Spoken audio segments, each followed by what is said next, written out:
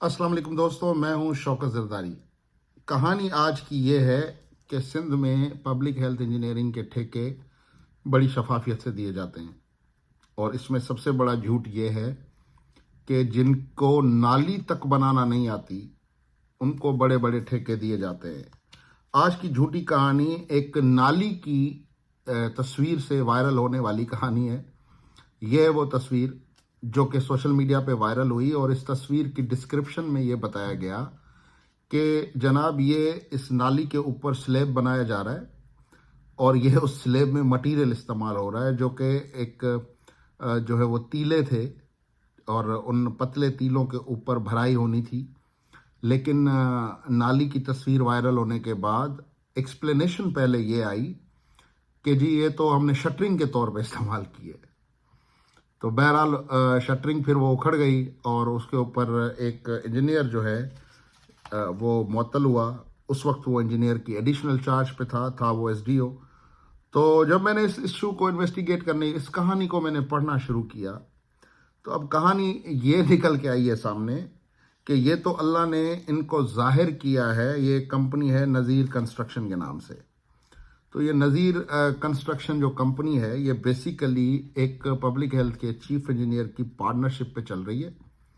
آپ کو تھوڑا سا یاد دلاتا چلوں کہ پہلے تھر میں آر او پلانٹس کے حوالے سے ایک بڑی انویسٹیگیشن ہوئی تھی، جس میں اس وقت کے چیف انجینئر جن کا نام شاید اشفاق میمن تھا، ان کو سسپینڈ کیا گیا تھا۔ اور یہ ایک بہت بڑی ماضی کی کرپشن اسٹوری ہے۔ اس میں پھر کیس کیا ہو گیا، کھڈے لائن لگ گیا، گاڈ نوز۔ تو بہرحال یہاں پہ بھی یہ جو نذیر کنسٹرکشن ہے، ان کے پاس ایک اور ٹھیکہ ہے۔ یہ بیسیکلی یہ خیرپور کے ڈسٹرکٹ کے جو ہیں وہ ایک بڑے ٹھیکیدار مانے جاتے ہیں، اور ان کی بڑی ٹھیکیداری کے پیچھے راز ہے وہ پارٹنرشپ جو ان کی ایک چیف انجینئر کے ساتھ ہے۔ اس پارٹنرشپ کے بنیاد پر ان کو آر او پلانٹس کی مینٹیننس، اور یہ وہ آر او پلانٹس ہیں جو 90% بند ہیں، 90% بند ہیں۔ اب یہ نہیں معلوم ہو سکا ابھی تک کہ وہ خراب ہیں یا وہ مینٹیننس کی وجہ سے بند ہیں، لیکن ان کی مینٹیننس کا پیسہ ہر آر او پلانٹ کا ہزاروں روپے ہر مہینے وہاں جاتا ہے۔ لیکن وہاں کے لوگوں کی شکایت یہ ہے کہ وہاں پہ امپلائیز کو تنخواہ تک نہیں دی جاتی، وہ بھی جیب میں رکھی جاتی ہے۔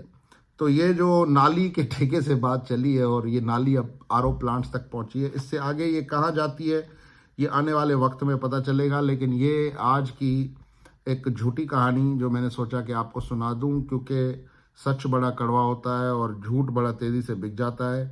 تو اس جھوٹی کہانی میں یہ انویسٹیگیٹ کرنا ضروری ہے۔ پہلے تو یہ پوچھنا ضروری ہے کہ بھائی وہ تھر والے جو 80% آر او پلانٹس بند تھے، وہ تو بند تھے نا، ان میں تو بڑے مسئلے مسائل تھے، بڑے ایشوز تھے، تو وہ آر او پلانٹس کہاں گئے، اس کیس کا کیا ہوا؟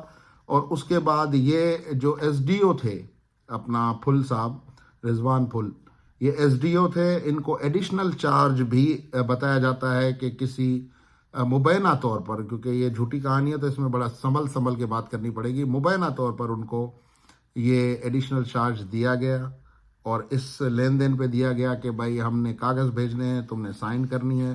اور پھر سب سے پہلے بلی کا بکرا بنایا اس کو، نہ تھر کے آر او پلانٹس کے پیچھے جو ٹھیکیدار تھا جس نے سارا مال بنایا، کیونکہ افسران تو لیتے ہیں کمیشن، تو کمیشن لینے والے افسران پہ تو ہمیشہ بجلی گرتی ہے، ان کو تو سزا ملنی چاہیے۔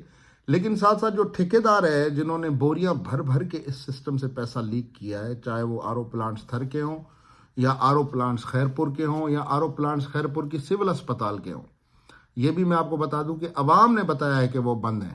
اب یہ ویڈیو بنا کے چلوا کے دکھا دیں اور یہ کہہ دیں کہ یہ کلیم کریں، اگر وہ چل جاتے ہیں 24 گھنٹے تو یہ بھی بڑی اچیومنٹ ہے۔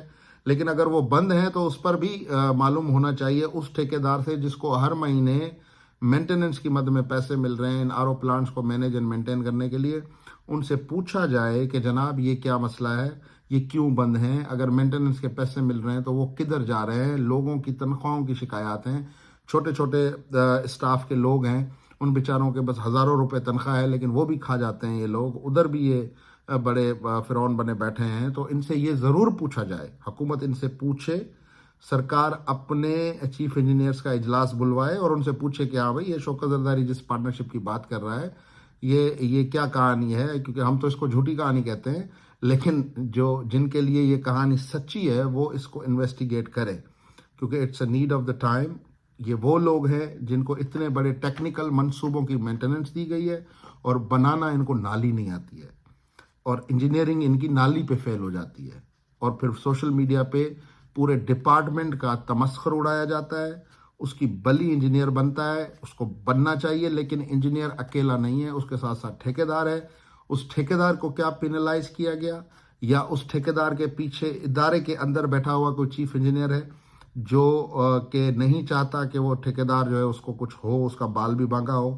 تو لیکن ہم ذاتیات سے ہٹ کے یہ مطالبہ رکھتے ہیں، اس اسٹوری کی انویسٹیگیشن ہونی چاہیے، اس کہانی کا تاریخی جائزہ لینا چاہیے کہ یہ جو تاریخی حوالے میں نے دیے ہیں اس کہانی کے، یہ کتنے سچ ہیں کتنے جھوٹ ہیں۔ میں تو اس کو جھوٹ کہتا ہوں کیونکہ میرے پروگرام کا ٹائٹل ہی جھوٹی کہانی ہے۔